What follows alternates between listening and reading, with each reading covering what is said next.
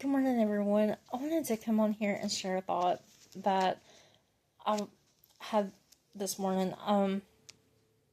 In John chapter 4, 7 through 30, it talks about the Samaritan woman who felt like an outcast. She felt incomplete. She was dipping her bucket into a well of human love and acceptance that she was hoping that would make her whole. And that made me think, what kind of wells are we continually dipping our buckets into? Is it like the Samaritan woman, the bucket or the well of human acceptance, pleasing people? There's so many buckets that we could dip our buckets into, but they're not lasting. They will just keep us longing for more. In Isaiah 12:3, it says, "Therefore with joy shall I draw water out of the wells of salvation." And in Isaiah 58, verse 11, it says, "And the Lord shall guide thee continually, and satisfy thy soul in drought, and make fat thy bones. And thou shalt be like a watered garden, and like a spring of water whose waters fail not." You see, all these wells that we dig into that are worldly or looking for human acceptance and people pleasing, those are not going to last. They're just going to leave us longing for more. But the waters that we drink from salvation, that we draw from salvation, the water that Jesus gives, as he told the woman at the well, these are the waters. The water that he gives is eternal. You won't leave thirsty. You won't leave hungry. He's talking about spiritual thirst and hunger. He's not talking about physical. People throughout history have been drinking from false wells. And the only well that we can really draw from that will last is the well of salvation, as it says in Isaiah 12:3. And a lot of people go around saying that being saved is not fun. It's not, you have to go through, you have to do all these things, and you have to stay away from certain things and all this stuff. But being a Christian is so much fun. It's joyful. It's, I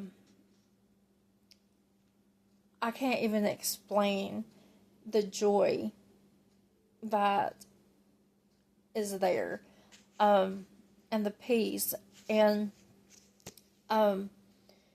drawing water from the well of salvation is something that this world is longing for, and they don't even know it.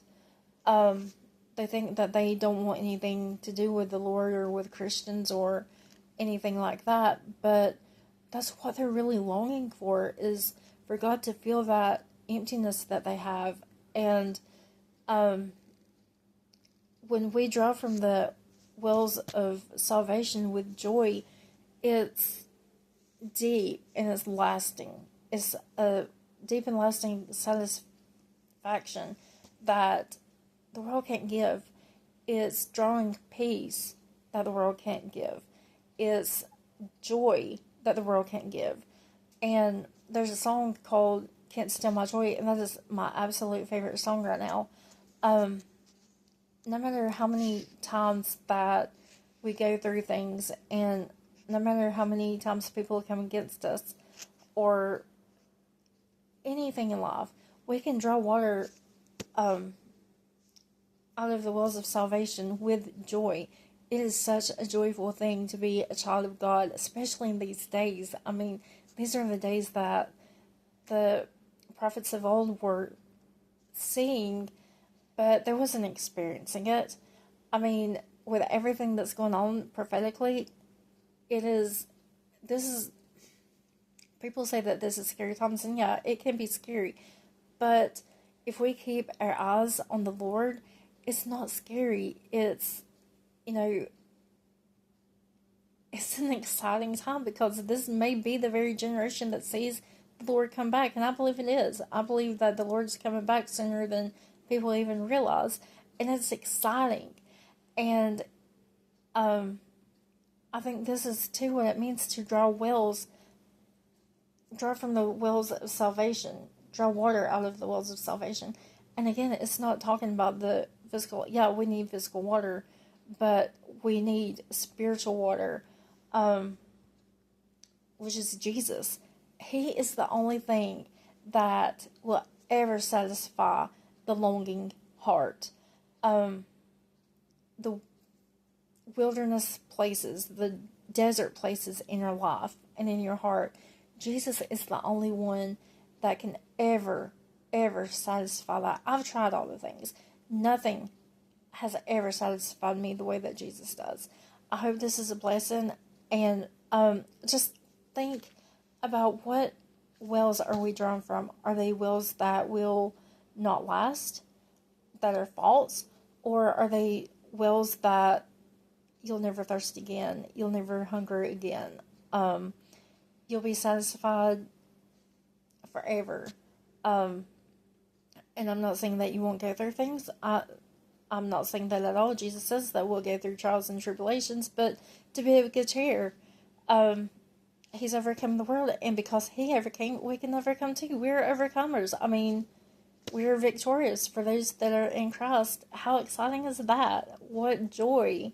So I just wanted to come on here and ask a question. What wells are we continually dipping our buckets into? I hope you have a blessed day.